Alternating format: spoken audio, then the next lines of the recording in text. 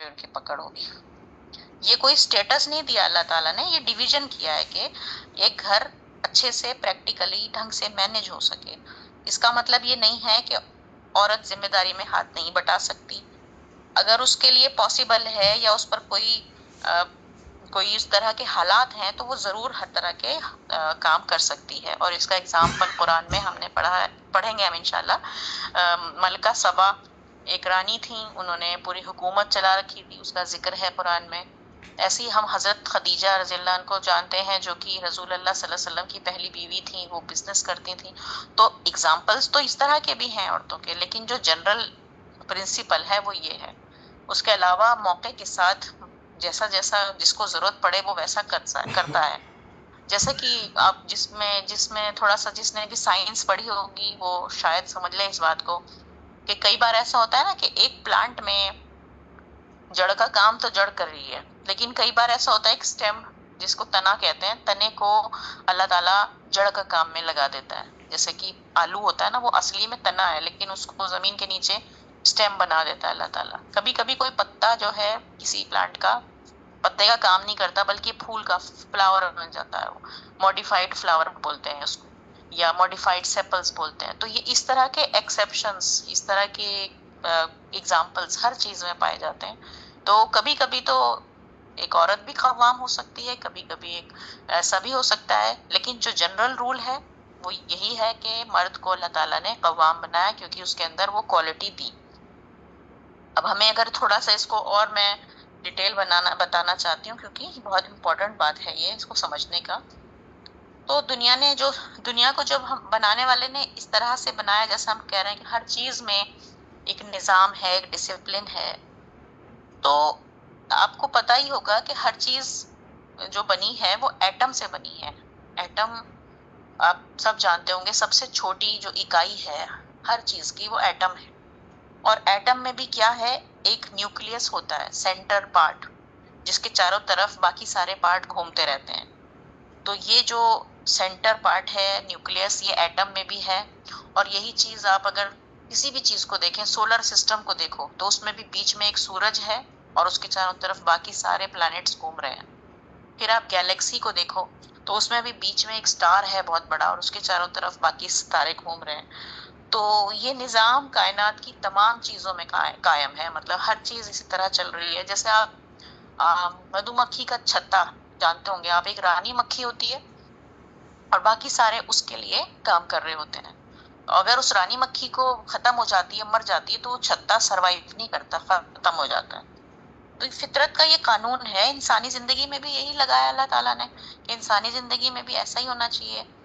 तो सिर्फ ये जो तकसीम की है ये इसीलिए की है ताकि हर चीज डिसिप्लिन के साथ चलती रहे और बिगाड़ ना आए, वरना कोई कहीं जा रहा है कोई कहीं जा रहा है, ऐसे ही होगा, है ना। एटम में भी इसीलिए जरूरी है सब। तो खुदा के कानून के मुताबिक औरत और मर्द में भी यही फॉर्मूला लगाया गया है, इसमें भी, ताकि सारा फैमिली का सिस्टम ठीक से चलता रहे। कव्वाम का जो मतलब है अरबी में, इसका मतलब होता है निगरां या मुनज़्ज़म करने वाला, मुंतजिम करने वाला, मतलब निजाम करने वाला, सही। तो मर्द ऐसे ही कव्वाम है, मतलब वो निगरां है, वो रखवाली करता है, वो निजाम को सही रखने वाला होता है।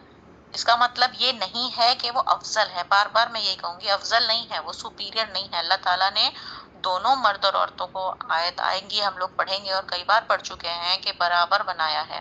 दोनों को अल्लाह ताला बराबर सवाब देंगे, बराबर गुनाह मिलेगा, हर चीज की सजा भी बराबर मिलेगी, दोनों का टेस्ट एक ही है।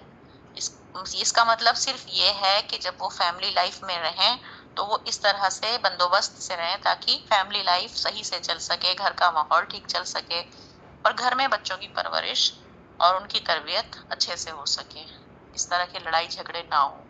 क्योंकि औरतों को अल्लाह ताला ने सॉफ्ट बनाया है, मेंटली उनको वो पावर दी है कि वो चीजों को बर्दाश्त कर लेती हैं।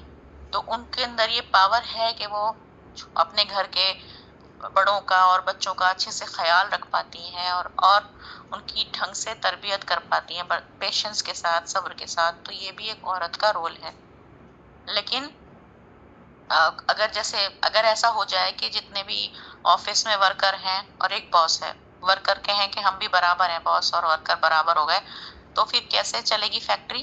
سب الٹا سیدھا ہی ہو جائے گا. مان لو سارے منسٹر کہیں کہ بھائی ہم بھی پرائم منسٹر کے برابر ہیں، سب کچھ جو وہ کرے گا وہی ہم کریں گے، تو وہ سارا کچھ الٹا پلٹا ہو جائے گا.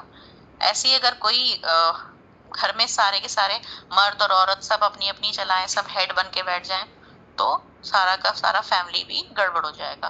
تو اس لیے یہ جو باتیں ہوتی ہیں ویمن لبریشن کی یا پھر جینڈر ایکویلٹی کی کہ برابر ہونا چاہیے سب کچھ، تو یہ باتیں لا آف نیچر کے خلاف ہیں. جو نارمل اللہ تعالیٰ نے تقسیم کر رکھا ہے، دونوں کے بیچ میں فرق پیدا کر رکھا ہے، وہ فرق اگر ہم نہیں رکھیں گے تو پھر چیزیں خراب ہوتی چلی جائیں گی اور کامیابی نہیں ملے گی انسان کو. اور یہ فرق جو ہے یہ صرف اور صرف اس لیے ہے کہ اللہ تعالیٰ چاہتے ہیں کہ یہ فرق کے ساتھ لوگ رہیں آپس میں اور مینج کرتے ہوئے چلیں. اگر سبھی ایک سے ہوتے تو پھر تو پتہ نہیں کیسی دنیا ہوتی، الٹا سیدھا ہی ہو رہا ہوتا سب کچھ. سب کو اگر ایک ہی جیسی کوالٹی دی ہوتی تب بھی سب کچھ عجیب سا ہوتا. تو ڈفرینٹ لوگوں کو بنایا، ان کے ساتھ ڈفرینٹ کوالٹیز دی ان کو، تاکہ دنیا میں لوگ ایک دوسرے کے ساتھ الگ الگ طریقے سے نبھائیں، الگ الگ طریقے سے ایڈجسٹ کریں اور مینج کریں. وہی ان کا ٹیسٹ ہے.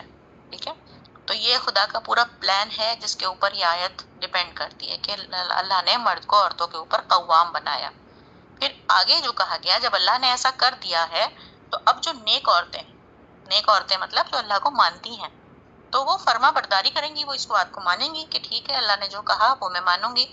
پیچھے نگہبانی کرتی ہیں، مطلب جب پیچھے سے وہ اپنے مرد کے لیے وفادار رہیں گی، وہ بے وفائی نہیں کریں گی، وہ کوئی غلط کام نہیں کریں گی، اس کے پیسوں کی بھی حفاظت کریں گی، اپنی بھی حفاظت کریں گی، تاکہ اس مرد کے ساتھ وہ کوپریٹ کر سکیں، مل جل کے کام کر سکیں وہ دونوں. اگر مان لو وہ ٹیم نہیں بنائے اس مرد کے ساتھ، وہ ٹیم بن کے نہ رہیں، تو پھر کیا فائدہ ہوا اس ڈویژن کا جو اللہ نے کیا تھا، جو تقسیم کیا تھا فنکشن دونوں کا.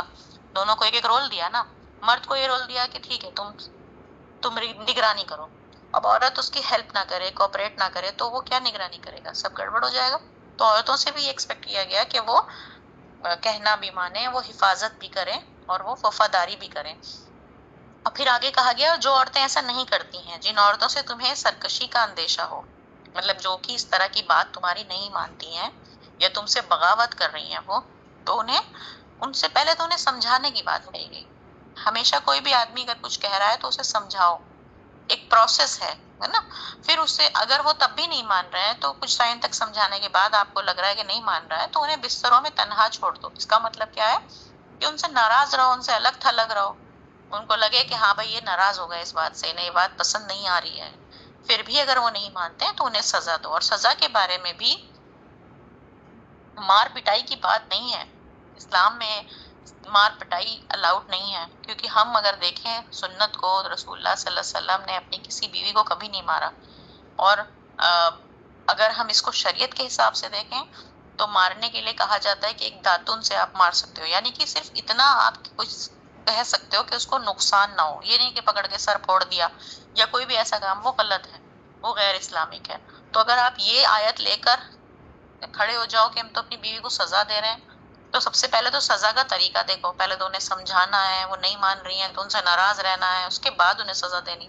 اور سزا بھی ایسی کہ وہ کسی کے لیے نقصان نہ ہو، اس کے لیے کوئی نقصان نہ ہو جائے اس سزا سے. یہ سزا الاؤڈ ہے.